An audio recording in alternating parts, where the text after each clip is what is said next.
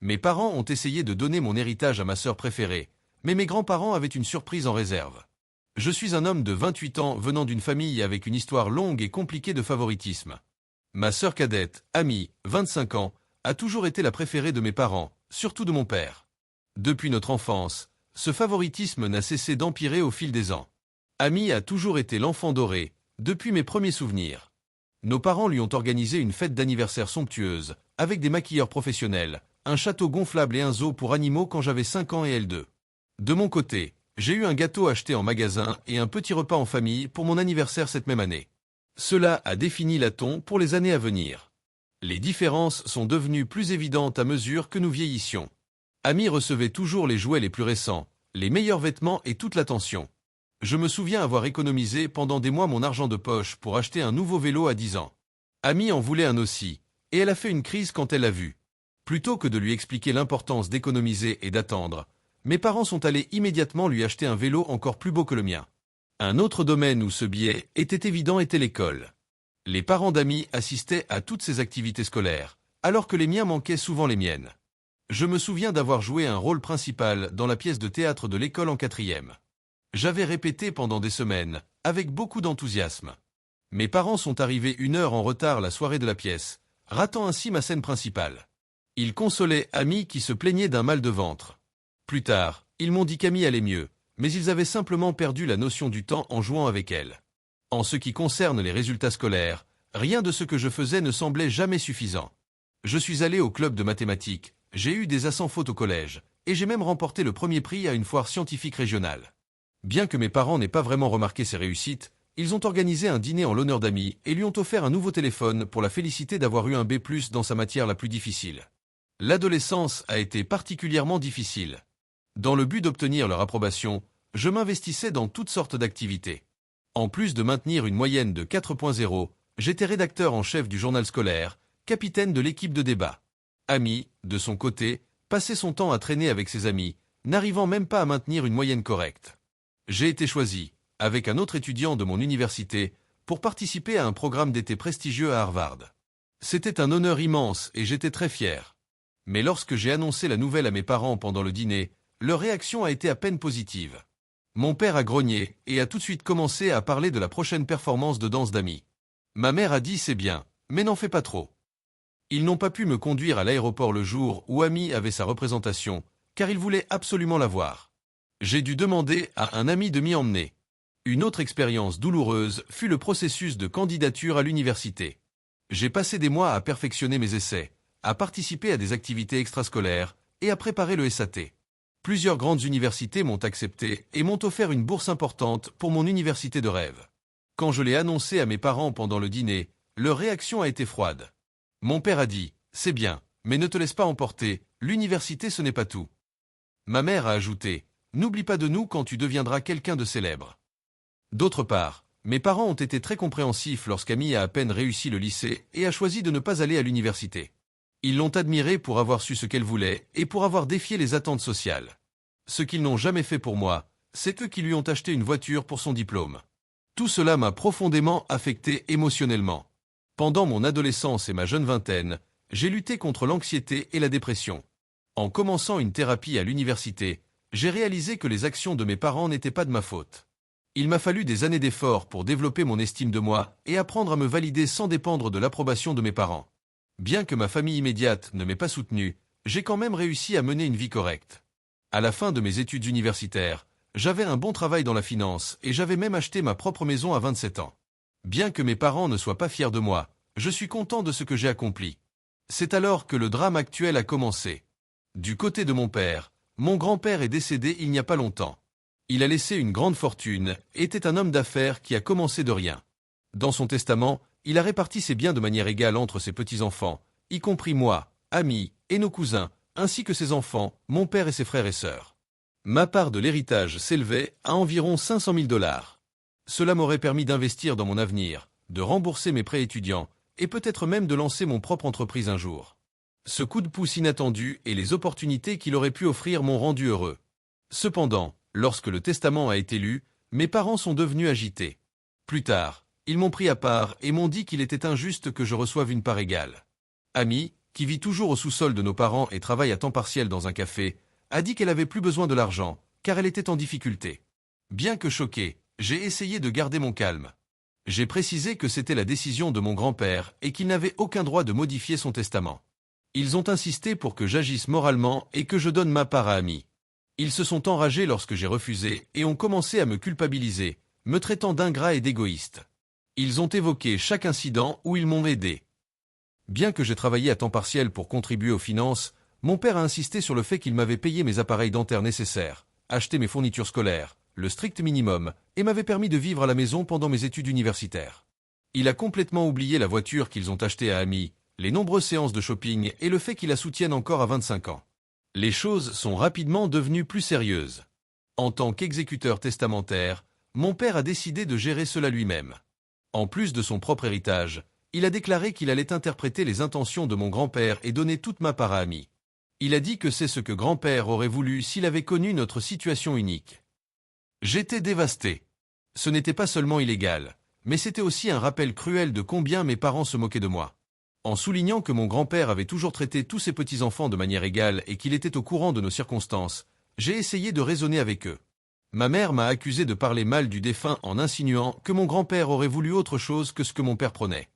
J'ai mentionné certains souvenirs où grand-père me poussait à atteindre mes objectifs académiques et professionnels, mais mes parents ont rejeté ces souvenirs comme des malentendus. Ils ont dit que grand-père voulait s'assurer qu'Amy soit bien prise en charge et qu'il s'inquiétait pour son avenir. Ils n'ont pas su répondre lorsque j'ai demandé pourquoi ils n'avaient pas simplement écrit le testament de cette façon. Amy, de son côté, se sentait mal à propos de la situation mais n'a pas critiqué nos parents. Elle s'est contentée de hausser les épaules en disant que maman et papa savent mieux. Quand j'ai essayé de discuter seul avec elle, j'ai bien vu qu'elle ne m'aiderait pas. Me sentant trahi et blessé, j'ai demandé conseil à la veuve de mon grand-père, ma grand-mère paternelle. En entendant ce qui se passait, elle est devenue furieuse. Elle m'a informé que mes parents n'avaient aucune autorité pour modifier le testament et que ce n'était pas du tout ce que mon grand-père avait prévu. Ma grand-mère a envoyé des documents clarifiant la situation. Il semble qu'il y a plusieurs années, mes parents avaient demandé à mon grand-père de tout donner à Amy dans son testament. Mon grand-père s'y était fermement opposé, disant qu'il pensait que tous ses petits-enfants devaient être traités de manière égale. Il avait même inclus une clause dans son testament stipulant que toute personne qui contesterait cette distribution équitable perdrait sa part. Muni de cette information, j'ai confronté mes parents. La révélation de ma grand-mère sur leur tentative précédente de manipuler le testament les a complètement surpris. Mon père a essayé de défendre sa position en disant qu'il pensait seulement au futur d'Amy, mais je pouvais voir la culpabilité sur leur visage. Ma grand-mère a agi immédiatement. Elle a contacté les autres exécuteurs testamentaires et l'avocat. Elle a aussi prévenu les frères et sœurs de mon père, qui partageaient la même indignation qu'elle face à ce qu'il tentait de faire. Ensemble, ils ont arrêté le plan de mon père et ont garanti que le testament serait respecté comme prévu. Bien que mes parents soient mécontents de moi, ils ont dû se retirer. Ils m'ont reproché de ne pas avoir réglé cela en interne et d'avoir impliqué les autres. Ma mère a pleuré en disant que je brisais la famille et que j'avais tout gâché. C'était difficile, mais j'ai eu raison d'agir comme je l'ai fait. Mon grand-père avait tout prévu pour que l'héritage soit distribué équitablement, et je ne pouvais pas laisser mes parents manipuler cela à leur guise. La justice a prévalu. Aujourd'hui, je peux enfin respirer. Bien que ma relation avec mes parents soit plus tendue que jamais, je sens que j'ai repris un peu de contrôle sur ma vie et mes choix. Et c'est tout ce que je peux demander. Depuis ma première publication il y a 6 mois, beaucoup de choses se sont passées. Je tiens à remercier tout le monde pour leur soutien et leurs conseils. Cela m'a vraiment donné de la force pendant des périodes difficiles. Je vais commencer par l'aspect juridique des choses. Beaucoup d'entre vous m'ont conseillé de consulter mon propre avocat, et c'est ce que j'ai fait. Il a confirmé que j'avais tous les droits d'hériter et que ce que mon père avait tenté était effectivement illégal. Il m'a aidé à tout enregistrer et à être prêt à agir légalement si nécessaire. Heureusement, les choses ne se sont pas passées ainsi. Avec les frères et sœurs de mon père, ma grand-mère et son avocat ont réglé les choses sans passer par le tribunal. J'ai obtenu toute la fortune et le testament a été exécuté exactement comme prévu. En raison de ces tentatives de manipulation du testament, mon père a été retiré de son rôle d'exécuteur.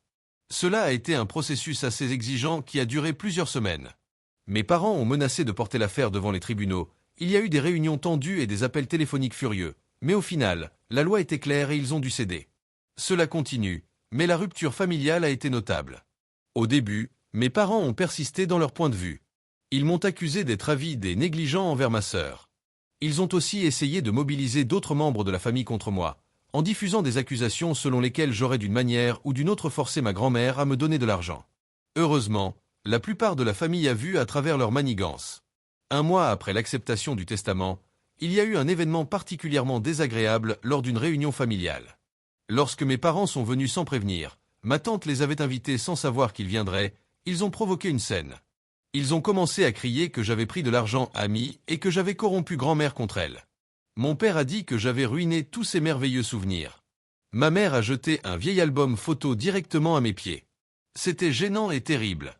Il a fallu plusieurs membres de la famille pour calmer les choses et convaincre mes parents de partir. Dieu soit loué, ma grand-mère est devenue mon soutien le plus puissant pendant tout cela.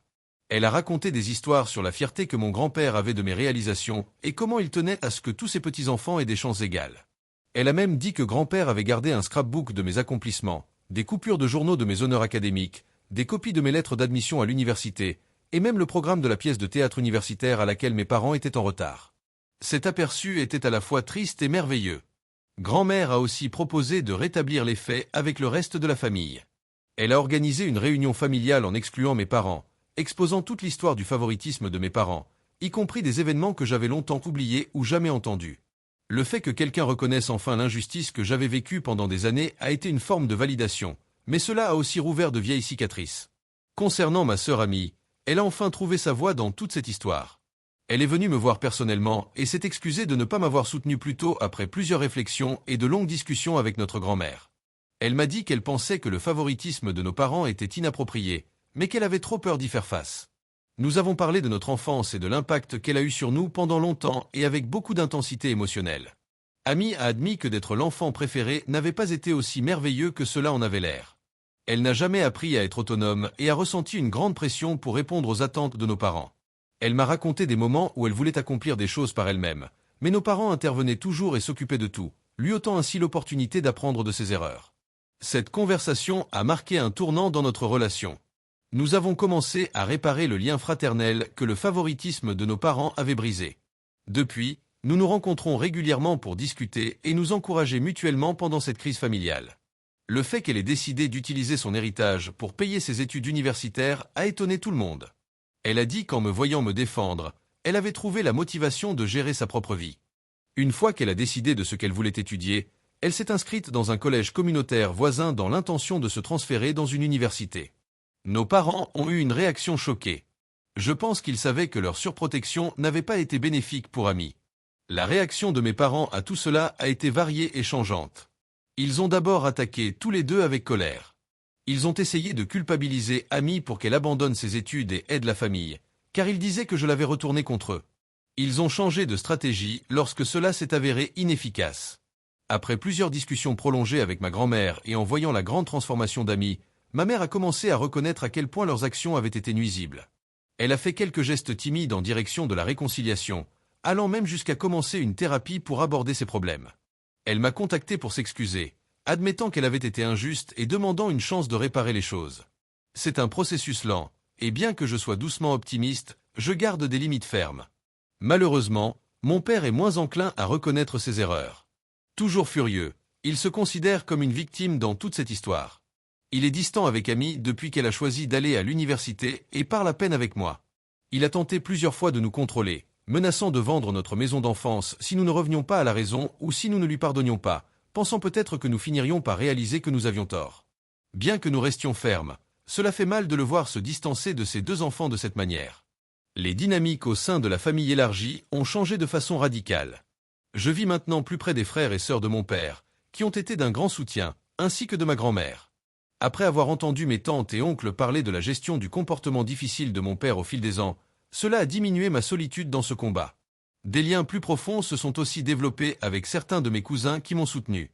Nous avons même commencé un repas mensuel entre cousins, ce qui nous permet de nous retrouver sans la drame des générations plus âgées. De mon côté, j'ai fait un usage judicieux de mon héritage. Ayant payé mes dettes étudiantes, je ressens maintenant un incroyable sentiment de liberté financière. En travaillant avec un conseiller financier, j'ai constitué un portefeuille d'investissement diversifié. J'ai aussi mis de côté des fonds pour peut-être lancer ma propre entreprise dans quelques années. Ouvrir un centre communautaire proposant des traitements de santé mentale à prix raisonnable et des séminaires sur la gestion financière est quelque chose que j'étudie. Mais pour moi, payer une thérapie pour moi-même et offrir la même chose à amis a été l'application la plus significative de l'argent. Nous apprenons à toutes les deux à établir des limites raisonnables avec nos parents et à travailler sur nos événements familiaux. Bien que ce soit un long chemin, je sens déjà que je progresse en connaissance et en capacité à surmonter la négligence émotionnelle et le favoritisme à long terme. Ce processus m'a apporté des améliorations étonnantes dans ma vie. Je sais maintenant beaucoup de choses sur l'établissement de limites et la défense de soi. Bien que je sache que j'ai fait ce qu'il fallait, cela n'a pas été facile et il y a encore des jours difficiles. Je me sens bien dans ma peau d'avoir résisté à la culpabilité et à la pression. L'un des résultats les plus inattendus a été un changement dans ma trajectoire professionnelle. Faire face à tout ce conflit familial et suivre une thérapie m'a aidé à voir ma véritable passion pour soutenir les gens qui vivent des dynamiques familiales similaires. Actuellement, je songe à retourner à l'école pour me spécialiser dans les enfants adultes de parents émotionnellement immatures et travailler comme thérapeute familial. J'aide également des jeunes issus de foyers familiaux difficiles dans une structure locale. Pouvoir offrir le genre d'encouragement et de soutien que j'aurais aimé avoir étant enfant est extrêmement satisfaisant. Je pense même à créer un fonds de bourse pour les enfants issus de circonstances similaires en utilisant une partie de mon héritage. Ma relation avec Amy s'améliore de mois en mois. Une fois par mois, nous avons une journée entre frères et sœurs où nous faisons quelque chose d'amusant à deux. Notre randonnée et pique-nique du mois dernier a été la plus détendue et la plus connectée que nous ayons vécue depuis que nous étions enfants. Sans l'influence de nos parents, nous reconstruisons doucement notre lien selon nos propres termes. Quant à mes parents, les choses restent compliquées. Notre relation essaie d'être reconstruite par ma mère. Elle assiste régulièrement à des séances de thérapie et commence à voir certains des dégâts que son favoritisme a causés. Nous avons eu quelques déjeuners en tête-à-tête où nous avons eu des discussions honnêtes, bien que difficiles, concernant notre passé et notre avenir. Bien que ce ne soit pas parfait, il est évident que des progrès sont faits. Mon père s'oppose toujours au changement. Il continue à dire qu'il n'a rien fait d'illégal et que Amy et moi devrions être reconnaissantes. Il refuse d'être dans la même pièce que moi, ce qui l'a fait manquer plusieurs événements familiaux. Bien que cela fasse mal, j'essaie de laisser aller mon besoin de lui faire voir les choses différemment ou de contrôler ses réactions. Pour Amy et moi, grand-mère est maintenant un pilier. Elle continue à partager des histoires sur la fierté de notre grand-père pour nous avoir défendus. Elle soutient toujours la justice et la compréhension, et elle a été une médiatrice fantastique dans les problèmes familiaux. Tout ce processus m'a appris beaucoup de choses sur la véritable signification de la famille. J'ai compris que parfois, la famille que l'on choisit peut être plus encourageante que celle dans laquelle on a grandi. En développant un cercle d'amis proches, qui a été d'un grand soutien tout au long de ce voyage, je me suis aussi rapproché de mes tantes, oncles et cousins qui m'ont soutenu. Établir des limites et pratiquer les soins personnels est devenu de plus en plus important pour moi. Je m'améliore pour dire non à des situations qui compromettent ma santé mentale et je ne me sens plus coupable de donner la priorité à mon bien-être personnel. J'étais tellement préoccupé à obtenir l'approbation de mes parents que j'avais toujours repoussé l'exploration de nouveaux centres d'intérêt et hobbies. À ceux qui vivent des circonstances similaires, je voudrais leur conseiller de ne pas laisser quelqu'un vous faire sentir mal d'obtenir ce qui vous revient de droit. Même si cela génère de la controverse, il est raisonnable de vous défendre. Même si les dynamiques familiales peuvent être complexes, vous méritez un traitement équitable. Souvenez-vous qu'il n'est jamais trop tard pour commencer à développer la vie que vous méritez. Consultez un thérapeute si nécessaire. Entourez-vous de personnes encourageantes et n'hésitez pas à établir des limites. Qui vous êtes personnellement définit votre valeur, pas la manière dont votre famille vous traite. Je tiens à remercier encore une fois chacun de vous pour vos suggestions et encouragements. Cela a signifié bien plus que vous ne pourriez le savoir pendant cette période vraiment difficile. Bien que le chemin n'ait pas été simple, je suis enthousiaste pour l'avenir et confiant dans l'assurance que je n'avais pas ressentie depuis des années. Où cette nouvelle étape de ma vie me mènera m'excite, et je suis résolu à stopper le modèle de favoritisme et à construire de meilleures relations dans ma future famille.